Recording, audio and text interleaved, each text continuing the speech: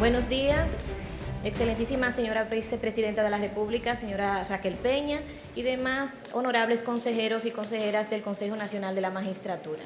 Con la venia de ustedes, me presento, soy Merilaine Collado Tactuc, egresada de la licenciatura en Derecho de la Universidad Nacional Pedro Enríquez Ureña, donde egresé con honores magna cum laude. Permítame darle la bienvenida. Ay, para darle la discúlpeme, palabra. No hay problema. Muy buenos días. Perdón. Muy buenos días, señora Merilaine Collado Tactuc de CIP.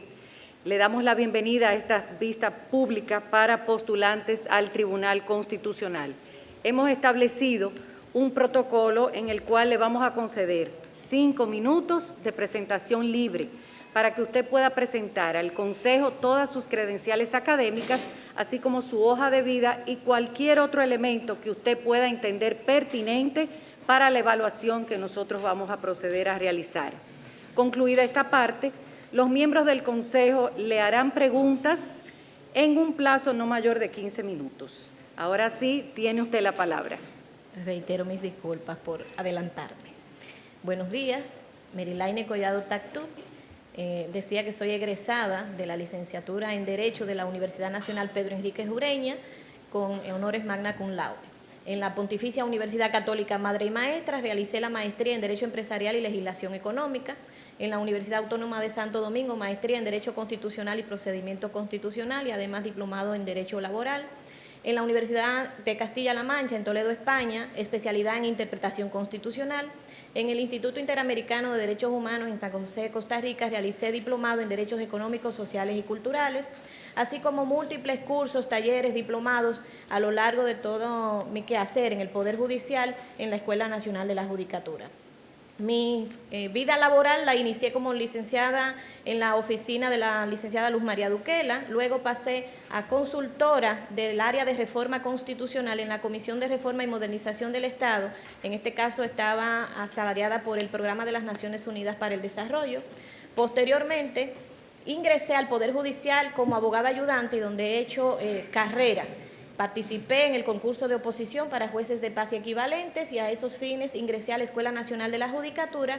Luego de pasar el programa de formación, entonces fui designada jueza de paz para asuntos municipales en San Carlos. Posteriormente fui ascendida a jueza de la quinta sala del Juzgado de Trabajo del Distrito Nacional, lugar donde estuve desempeñando mis funciones por más de 8 años.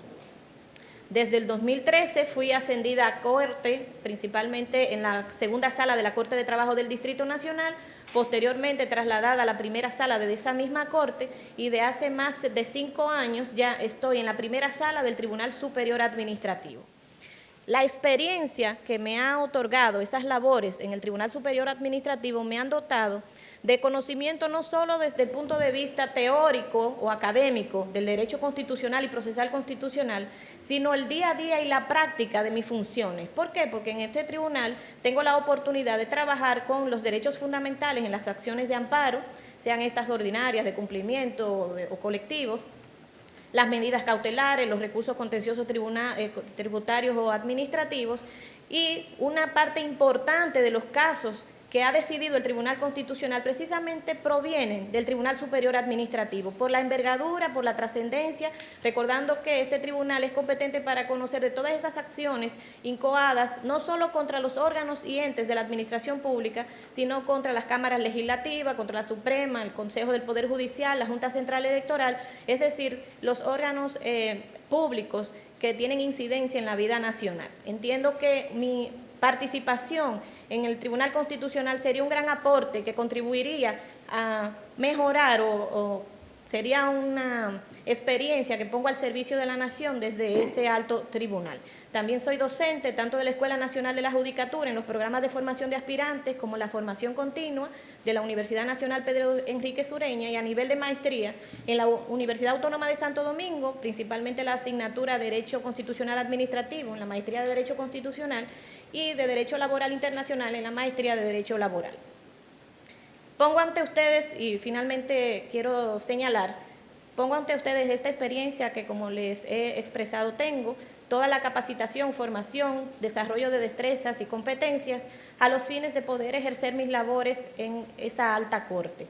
Hasta ahora, mis decisiones son la prueba del nivel de independencia la honorabilidad de que nunca ha sido cuestionada, por tanto nunca he sido sujeta a ningún juicio disciplinario, y mi evaluación de desempeño pone evidencia de cómo ha sido el ejercicio de mi labor durante más de 20 años en el Poder Judicial. Muchas gracias por su atención y quedo a la espera de sus preguntas. Muy bien, muchas gracias. Procedemos a las preguntas. Diputado Pacheco. Vista su experiencia, que van en diferentes ramas, ¿qué le motiva ahora a ser jueza del Tribunal Constitucional? Muchas gracias, señor diputado. Tengo 20 años en el Poder Judicial. Nosotros tenemos una carrera y dentro de esa carrera he sido abogada ayudante primero, jueza de paz, primera instancia, corte. El culmen de esa carrera es llegar a las altas cortes. Desde mi labor en el Tribunal Superior Administrativo, como he expresado, y tomando en cuenta que todas las decisiones, un significativo número de decisiones que mandan del Tribunal Constitucional provienen precisamente de situaciones que vienen del Tribunal Superior Administrativo. En estos 5 años y pico que he tenido la oportunidad de conocer tanto el derecho constitucional como el procesal constitucional, que si bien es transversal a todas las materias, se ve de manera muy evidente en el derecho administrativo que estoy ejerciendo ahora mismo. Y entiendo que esa experiencia que he acumulado sería un buen aporte a esa alta corte que es el Tribunal Constitucional. Muy bien, muchas gracias. Gracias. Ahora le damos la palabra al diputado señor Víctor Fadul. Muchas gracias, vicepresidenta. Buen día. Buenos días. Maestra. ¿Está usted de acuerdo o en desacuerdo con que los magistrados del Tribunal Constitucional se pronuncien en las redes sociales, entrevistas de periódicos y programas de radio o televisión sobre cuestiones diversas de la vida del país y sobre asuntos que pudiesen llegar a su conocimiento? ¿Y por qué? Bueno, tengo entendido, conforme los requisitos que se estipulan para ser miembros del Tribunal Constitucional, que son de la función exclusiva como jueces del Tribunal Constitucional. Incluso la docencia que a los jueces de las jurisdicciones del Poder Judicial se nos permite, está vedada para los jueces del Tribunal Constitucional. ¿Por qué? Porque son jueces que, como usted bien dice, cualquier situación de esa envergadura puede llegar a conocimiento y son jueces que no pueden ser recusados. Entonces, imagínese usted que un magistrado haya externado una opinión en algún sentido y que una persona tenga una acción directa de inconstitucionalidad o algún recurso de revisión ante esa alta corte, ¿qué mecanismo va a tener para que ese juez no le decida un caso respecto del cual ya se haya pronunciado? Porque no pueden ser recusados los jueces del Tribunal Constitucional. Entonces entiendo que sería pertinente que se limiten sus funciones al ejercicio para el cual han sido nombrados o designados. Muchas gracias. Ahora le concedemos la palabra al senador, el doctor Bautas Rojas. Buenos días, Buenos días. licenciada Collado Tactub. Viendo como parte de su entrenamiento un magíster en Derecho Empresarial y Legislación Económica, vinculando esto con la situación sanitaria que vive el mundo y el país, dándole seguimiento a las reiteradas y justas declaraciones de estado de excepción, emergencia en este caso. ¿Entiende usted que se le ha dado el correcto seguimiento al estado de excepción por un lado? Por otro lado, ya en lo que tiene que ver con la libertad empresarial, establecido en el artículo 50 de la Constitución, ¿cree usted y de qué manera podría el Poder Ejecutivo asumir el carácter monopólico en el manejo de biológicos, vacunas y medicamentos necesarios para enfrentar la pandemia? ¿De qué manera, cómo y si es posible? Muchas gracias, señor senador. Lo primero que debemos establecer es que los estados de excepción, su procedimiento está taxativamente establecido en la Constitución y que es el Poder Legislativo quien autoriza al presidente y que les da los parámetros sobre cuáles va a versar ese estado de excepción.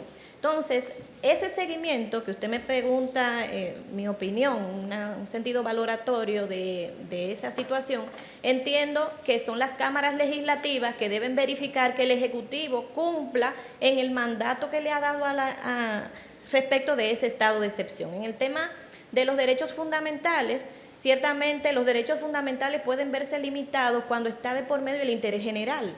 En este caso tenemos el interés general a la salud, a la vida, y que hay situaciones que, como el derecho a la libre empresa, deben ser, en un caso, ponderados ciertos, cuando se trata de conflicto entre derechos fundamentales, debemos hacer análisis de ponderación, pero en estos casos, cuando hay un estado de emergencia, está limitado a lo que el Poder Legislativo haya autorizado al presidente, y ese seguimiento, esos informes que debe rendir el Ejecutivo hacia el Legislativo de cómo va ese estado de emergencia, entonces entiendo que ahí es que debe haber ese seguimiento.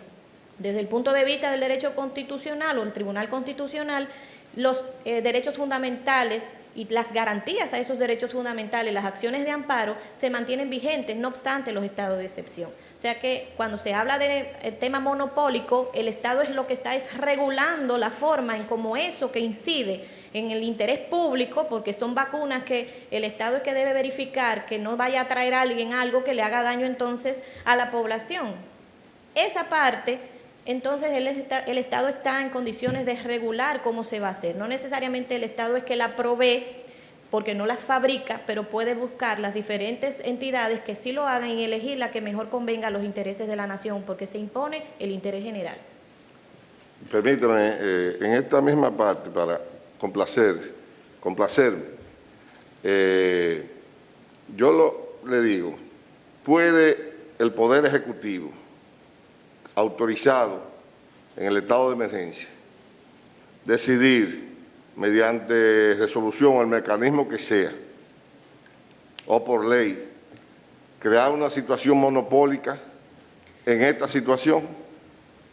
Bueno, tenemos que recordar que tenemos una ley de compras y contrataciones y que hay situaciones en las cuales se declaran procesos de urgencia, y dependiendo de los requisitos que se establecen para esos procesos de urgencia, a veces hay productos que tienen proveedores únicos, y que si X o Y laboratorio es el que produce esa vacuna, no podemos dárselo a quien queramos porque hay un proveedor único en ese tipo de mercancías, y en todo caso verificar cuál es la fiabilidad de ese proveedor. O sea que no solamente nos vamos a verificar el tema constitucional que está en juego, sino que vamos a verificar también los requisitos que deben cumplirse conforme a la ley de compras y contrataciones, y verificar si en ese tipo de mercancías hay proveedores exclusivos. Yo estuve haciendo un curso sobre mejor valor en compras y contrataciones, y cuando estuvimos en la CDC en Atlanta nos decían, es que nosotros cuando necesitamos un microscopio tenemos que dar las especificaciones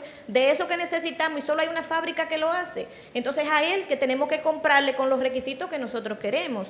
Traspolando esa experiencia aquí, puedo decirles que si hay ciertos laboratorios que son los que al Estado le merecen confianza para proveer a todos los ciudadanos de esas vacunas, no podemos dejar al libre albedrío que cualquiera la traiga y poner en riesgo entonces la vida o la salud de los dominicanos.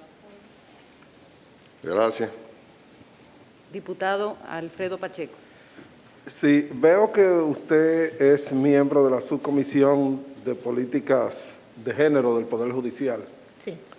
¿Usted cree que en algún momento debiera reglamentarse que, al igual que como ocurre en otras áreas, en otras ramas del gobierno, se establezca alguna normativa que equilibre la participación de mujeres y hombres en el Tribunal Constitucional? Bueno, entiendo que hay situaciones que muchas veces ameritan acciones de discriminación positiva, y el tema, por ejemplo, en materia electoral ha pasado de esa manera para fines de que puedan tener la participación, porque luego llegará un momento en que no será necesario establecer una cuota. Entiendo que ahora mismo la conformación del Tribunal Constitucional solo deja a una mujer, y si a equilibrio de género iríamos... Precisamente por eso la pregunta. Exacto, entonces si a equilibrio de género iríamos de 13 que quede una. Entonces, gracias a Dios que ahora en el Consejo Nacional de la Magistratura hay una representación más plural femenina, y entiendo que, ¿verdad? Entonces, hay situaciones que son necesarias impulsarlas estableciendo esas cuotas, como ha pasado en el tema electoral.